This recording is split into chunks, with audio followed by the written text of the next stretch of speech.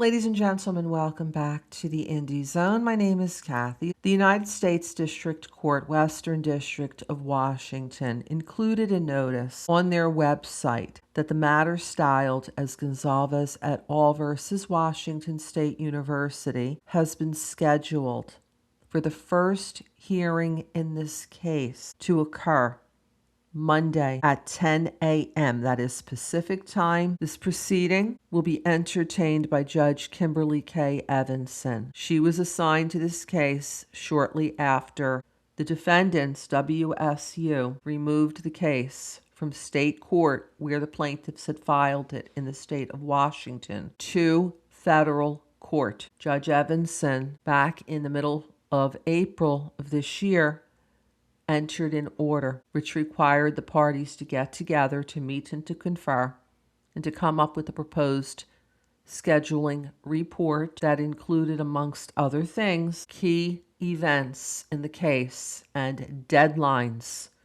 for when those events could occur in pretrial. For example, we anticipate both sides will engage in very assertive discovery. Discovery is controlled by the federal rules of civil procedure. At some point, discovery would need to end, and then the matter would be heading toward trial. The parties have put a proposed discovery cutoff date in their report, along with proposed dates for numerous other matters controlled by the federal rules of civil procedure. Parties have also stated that they would be ready for trial in this matter by jury June 1st, 2027. They want 20 days of a jury trial. In the scheduling report, which was filed with the court May 26th. That was the deadline set by Judge Evanson's order of April of 2026. Now, once that was issued, it put into play the need for a status conference. This is a pretrial case management conference that will be conducted Monday, June 1st at 10 a.m. So if you will be a member of the public that will be observing these proceedings, which the court is allowing that. This is something rare in federal court. But as we had previously reported, the Western District of Washington is a participant in a cameras in the courtroom program in federal court that a handful of courts have engaged in. There may be a larger rollout at some point in future, depending on how this pilot program goes. There is information on the court's website, a link to which I've included in the description to this podcast episode, that confirms Judge Evanson will be presiding. It gives the case number, it gives the hearing type as a status conference, and it also says that this will not be an in-person proceeding where the attorneys will be going down to the courthouse. This is done via Zoom only. There's public access dial-in information that's provided here as well. There's also a disclaimer that if you are going to be a public observer, I recommend, please, that you read it.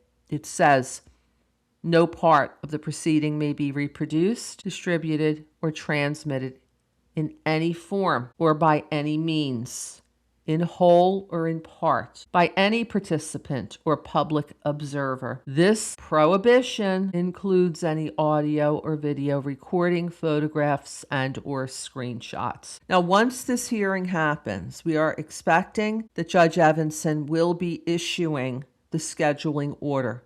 All of the information that was in the party scheduling report, not set in stone. There's no guarantee that this trial will begin on June 1st of 2027 when the parties have said that they will be ready to go to trial. It will be the time that Judge Evanson designates, as well as all of the other key deadlines that will happen in pre-trial, such as discovery. We are anticipating that, based on the very aggressive positions both parties have taken, that discovery is going to be abundant. But there will be a date for discovery cutoff when all discovery must come to an end. And the parties have given their recommendation, but it will be in this forthcoming scheduling order signed by Judge Evanson that will then be the blueprint for the case, and that will the deadlines that these parties need to be very, very aware of. We will continue to keep you posted as to further developments, so please stay tuned to the Indy Zone for updates on Goncalves et al. Versus Washington State University. Until next time, this is Kathy. Thank you for joining us here today.